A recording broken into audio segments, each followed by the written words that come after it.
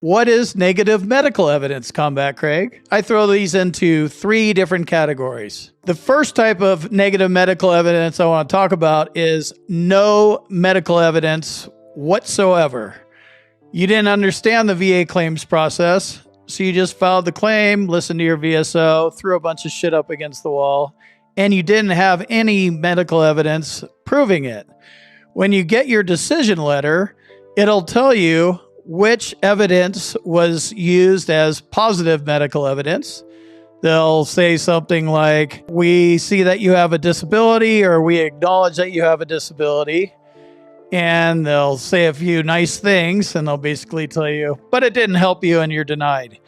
In that situation, it could be either the diagnosis or the nexus. So you need to have medical evidence to back up your medical claim for disability. So if you ain't got none, that falls into the none category. So that's the first type of negative medical evidence that might be hurting your claim. The second type of negative medical evidence that might be hurting your claim, I bonked into the microphone there, VA doctors downplaying your symptoms. So you've been listening to the videos, getting a feel for what's going on, and you're meeting resistance with VA doctors. They're not writing nexus letters. They don't really seem to be on your side at all. You know what I mean? They're just not really helping. And then you go to My Healthy Vet and you start downloading your records and you're like, shit, this is completely useless. I went in and said my symptoms were like this, or I was hoping for a diagnosis of this, or I was hoping you would link the nexus like this. And it's just a bunch of notes that don't help you at all. If you're interested in learning more about the VA claims process, the way I see it, check out my boot camp, Combat Craig's Boot Camp. Yeah! CombatCraig.com. I would consider this negative medical evidence. It's better than absolutely nothing, but it doesn't really help you. It doesn't spell out the severity of your symptoms because the doctor was sitting there in the corner beating off, not paying attention to you. Or he was transcribing stuff and just, oh yeah, he's just basically full of shit. So when you run into this kind of negative medical evidence, you need to correct it. So if your doctor is not on board and you can't get his attention and you can't get him to pay attention to you or whatever, get another doctor. If you can't do this at the VA, then get a private doctor. You need to have a doctor on board with you to some degree, at least agreeing that you have some kind of symptoms, because symptoms are one of the key factors in medical evidence. Diagnosis, symptoms, and the nexus. So if what you're saying to a doctor isn't giving you one of those 3 things, that might be not helping you with your claim. The third kind of negative medical evidence is going to come from your C&P exam. Depending on how you proved up your claim, you're going to a C&P exam. You can pretty much take that to the bank. So you go there, you either have a bad C&P examiner, which you have no control over, or he doesn't agree with you. I mean, remember, these guys are contracted by the VA, so they work for them, so they're not your friend.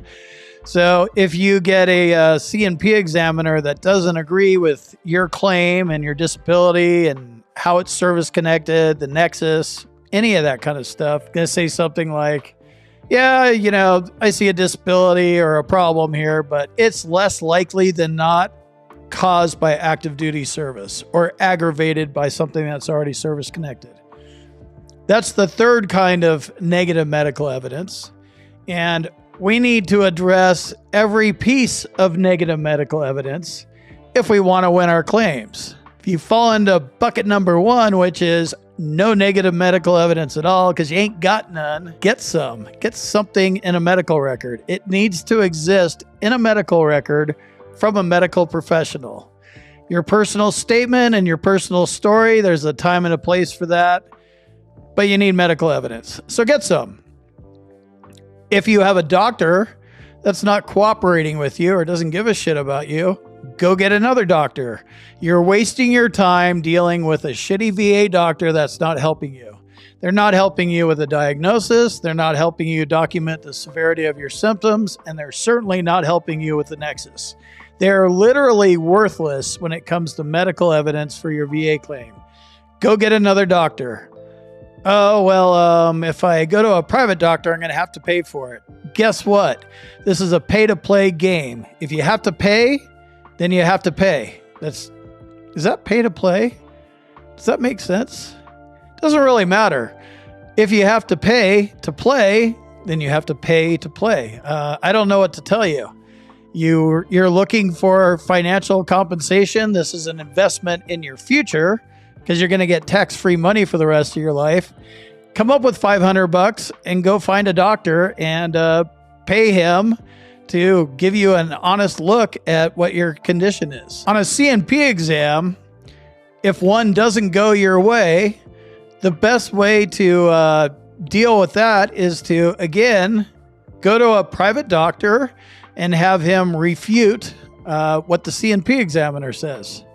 This is common practice stuff here. I know it seems weird. Well, the doctor said that I'm not this, so that must be it. That's not how it works. Social Security, workers' comp, personal injury, like when you got in a car accident. Usually you have lawyers arguing this stuff. You march up with your medical evidence that says you're all fucked up, and then you go to their doctor, and he's like, oh, the guy's fine.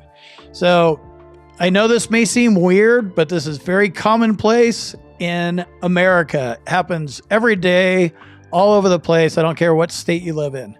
So go get a private doctor and literally refute what the C&P examiner said. Get medical evidence. Get good medical evidence that supports your disability. And if you need to refute a C&P examiner's evidence, go do that. This all boils down to private doctors in most cases, because VA doctors suck. Not all VA doctors suck, just the vast majority of them. If you have one that's good, use them. If you're finding resistance up front, like they're going to suck, spoiler alert, I'll tell you how it's going to end. They're going to continue to suck. Try to get another VA doctor. If that's going to take 5 months and you need to deal with the patient advocate and all this bullshit drama, just go outside into the real world and go get a real doctor to give you a real diagnosis. Let me jump in here real quick and tell you about my boot camp. If you want to learn more about the VA claims process, check out my boot camp. You can talk to me live. There's a link on the website and in the description, combatcraig.com. And also, if you need medical evidence like a nexus or documenting your symptoms properly, go to our website, combatcraig.com, and it says medteam/nexus letters. Click on that link, fill out the form. Boom, you're done.